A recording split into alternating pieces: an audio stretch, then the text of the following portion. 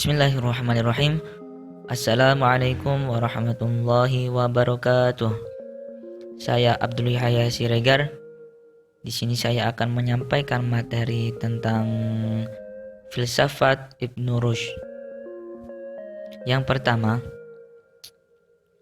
riwayat hidup singkat Ibnu Rushd. Ibnu Rushd atau nama lengkapnya Abu Al-Walid Muhammad bin Ahmad bin Muhammad bin Rushd berasal dari keturunan Arab kelahiran Andalusia. Ibnu Rushd lahir di Andalusia atau Spanyol, tepatnya di kota Cordoba tahun 1198 Masehi. Ia lahir dan dibesarkan dalam keluarga ahli fikih. Ayahnya Ahmad atau Abu Al-Qasim, seorang hakim di Cordoba. Demikian juga kakeknya, sangat terkenal sebagai ahli fikih. Dengan demikian, ia lahir dari keluarga terhormat, alim dan taat dalam beragama Islam. Kakek dan ayahnya penganut mazhab Maliki. Semasa hidupnya, Ibnu Rushd seorang yang suka hidup sederhana dan bersahaja tanpa memperdulikan tentang pakaian ataupun harta benda lainnya. Walaupun begitu, sifatnya sangat pemurah sekalipun kepada orang-orang yang pernah memusuhi atau menghina dirinya. Demikian satu dari ciri-ciri kebaikannya.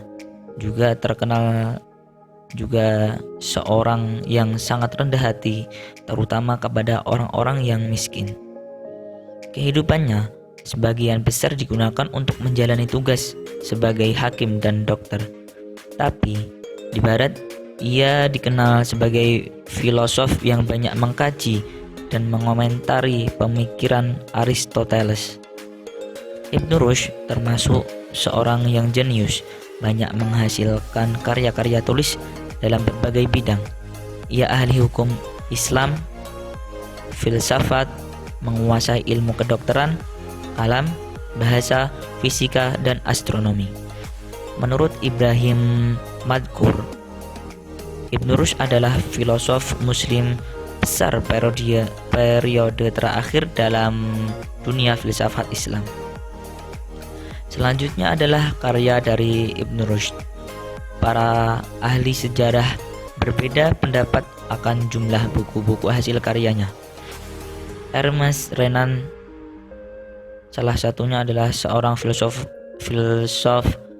Perancis, mengatakan bahwa Ibnu Rushd menulis sekitar 78 judul buku dalam berbagai bidang ilmu, dengan rincian 39 judul tentang filsafat, 5 tentang ilmu alam, 8 tentang fikih, 4 tentang ilmu falak, matematika dan astronomi, 2 tentang nahwu dan sastra, dan 20 judul tentang kedokteran.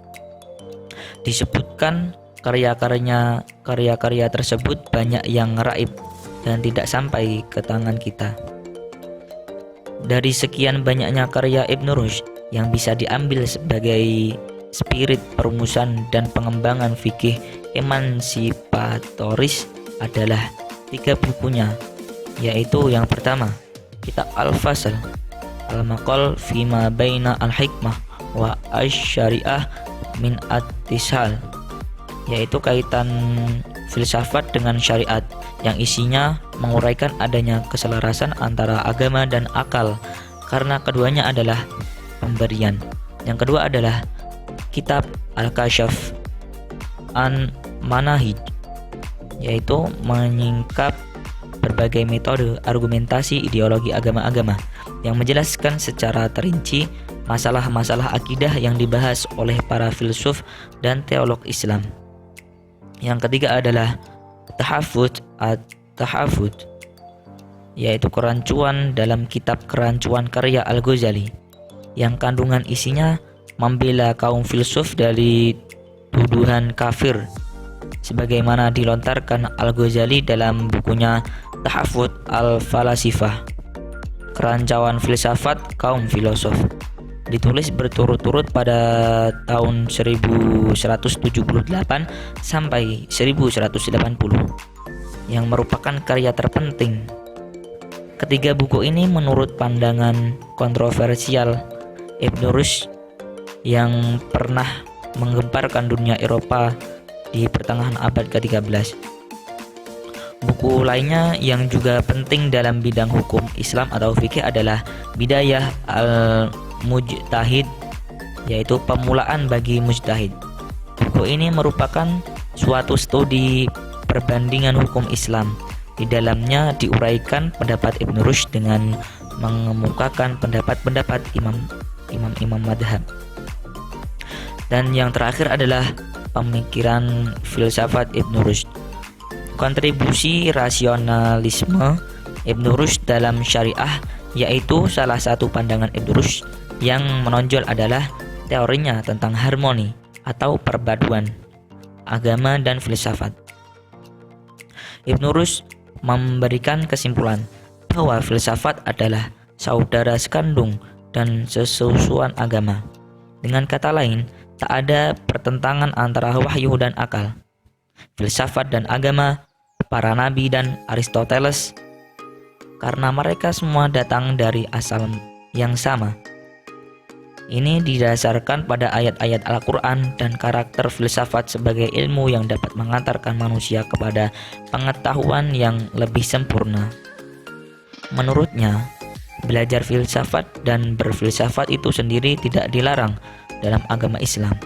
Bahkan Al-Quran sebagai pedoman umat Islam berisi banyak ayat yang menghimbau agar mempelajari filsafat untuk menghindari adanya pertentangan antara pendapat akal serta filsafat dan teks Al-Quran.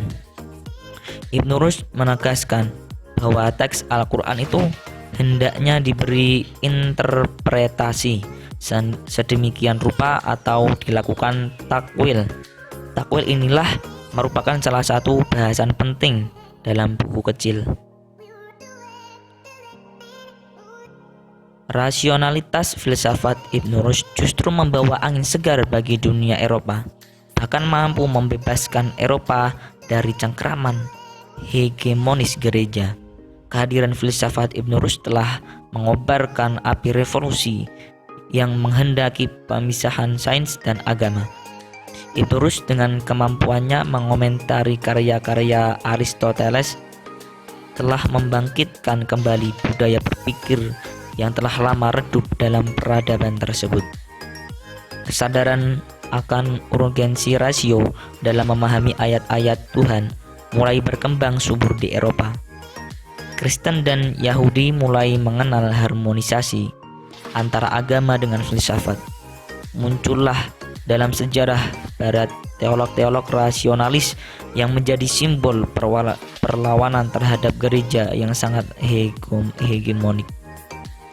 Tidak dapat dibantah bahwa perkembangan dan kemajuan peradaban Barat yang spektakuler seperti sekarang ini tidak dapat dilepaskan dari sentuhan peradaban Islam abad pertengahan. Karena pada abad pertengahan, Islam tampil sebagai puncak peradaban dunia. Masyarakat Barat pada saat itu berada dalam abad keterbelakangan, kemandegan berpikir, dan kebekuan. Barat menimba sebanyak-banyaknya capaian peradaban Islam tersebut. Tokoh yang paling berpengaruh bagi Barat dalam transformasi peradaban tersebut adalah Ibn Rushd atau Everest.